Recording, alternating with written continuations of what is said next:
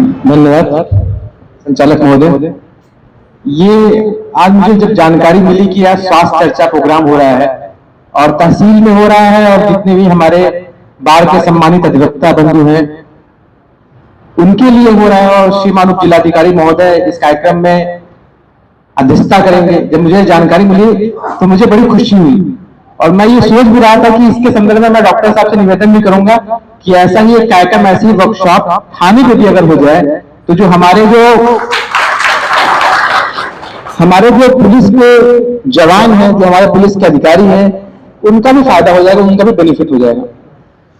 मित्रों, ये तो हॉस्पिटल के बारे में आपको जानकारी मिली कि कहाँ पे स्थित है, क्या क्या सेवाएं सुविधाएं देता है। आज की जो हमारी दिनचर्या है वास्तविकता में, मैं पहले आज से कुछ वर्ष पहले और अब में अगर तुलना करूं तो निश्चित रूप से जो दिनचर्या हमारी वो दिनचर्या ही बदल गई और दिनचर्या के साथ साथ जो हम लोगों का खान पान है, जो हमारा रहन सहन है, जो वस्तुएं जो चीजें मार्केट में बाजार में हमें मिल रही है, उसका भी प्रभाव हमारे शरीर पर हो रहा है। कहा जाता है कि जैसा शरीर होगा वैसा ही हमारा मन होगा। अब हम अपने शरीर के अंदर डाल क्या रहे हैं? अगर हम कूड़ा डालेंगे तो निश्चित रूप से इससे वही चीजें बाहर निकलेंगी। अगर इसके अंदर हम अच्छी चीजें डालेंगे तो वो चीजें हमारे व्यक्तित्व में, हमारे स्वभाव में दिखाई पड़ेगा। छोटा सा एक किस्सा सुनाना चाहूंगा। जो महाभारत का युद्ध होने वाला था उस समय भगवान कृष्ण को निमंत्रण मिला था कि वो जाएं, शांति के प्रस्ताव है, उसके संदर्भ में जाकर दुर्योधन से यानी कौरव पक्ष से और पांडव पक्ष से वार्ता करें। पांडव पक्ष की तरफ से वो गए थे। जब वो गए तो दुर्योधन ने उनको अपना खाना खिलाने के लिए बुलाया। तो ये कहते हैं कि जैसा खाना रहेगा वैसे ही आपकी सोच हो जाएगी। तो उन्होंने वहां पर खाना खाने के लिए मना कर दिया क्योंकि वो भोजन तामसी भोजन था। तो जिस तरीके का भोजन, बाद में फिर उन्होंने विदुर क्या भोजन लिया। विदुर जो थे नीति के बहुत बड़े नीतिज्ञ माने गए, वहां उन्होंने भोजन लिया और बाद में दुर्योधन ने उनसे पूछा भी, जानना भी चाहा, तो उन्होंने बताया इसके बारे में। तो सबसे महत्वपूर्ण तो हमारा भोजन है, हमारा खाद्य पदार्थ जिसका हम सेवन कर रहे हैं वो सात्विक है, तामसिक है, किस प्रकृति का है।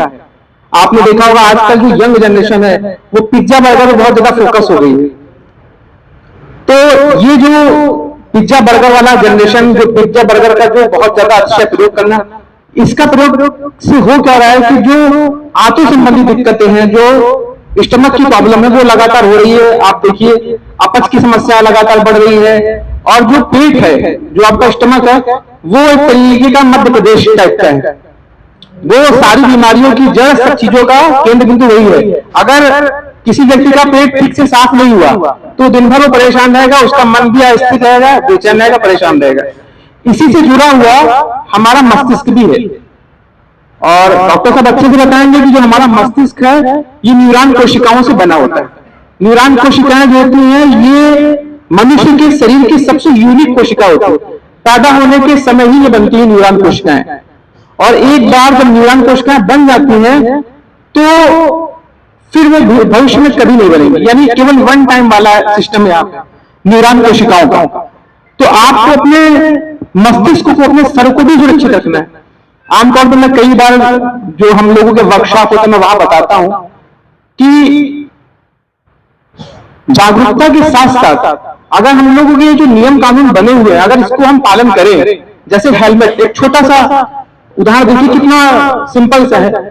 हमें कई बार लगता है कि चौराहे पे पुलिस खड़ी हुई है, चालान कर देगी, लोग यू टर्न ले लेते हैं, कई लोग भगा के बड़ी तेजी से निकाल के लेके चले जाते हैं।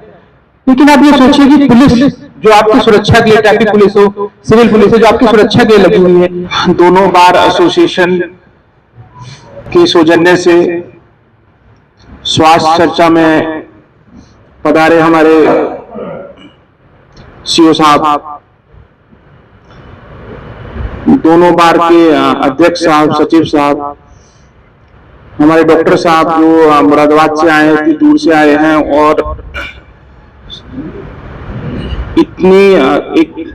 क्योंकि आज के जमाने में सबसे गंभीर जो इशू हो गया है हमारे स्वास्थ्य से, तो कम से कम आज अगर हम चर्चा करेंगे तो घर जाके जब रात में हम सोएंगे तो कम से कम एक बार सोचेंगे तो जरूर कि हमारे स्वास्थ्य जो है हमारा कहाँ जा रहा है। तो इसके लिए मैं बहुत ही साधुवाद देना चाहूंगा हमारे बार एसोसिएशन के दोनों अध्यक्ष और सचिव को कि उन्होंने बहुत ही सुंदर कार्यक्रम किया है और इससे मैं मतलब यकीन से बोल सकता हूं कि सब लोग बहुत अच्छी तरीके से पॉजिटिव वे में लाभान्वित होंगे। रही बात स्वास्थ्य पे, तो सीओ साहब ने सारा ही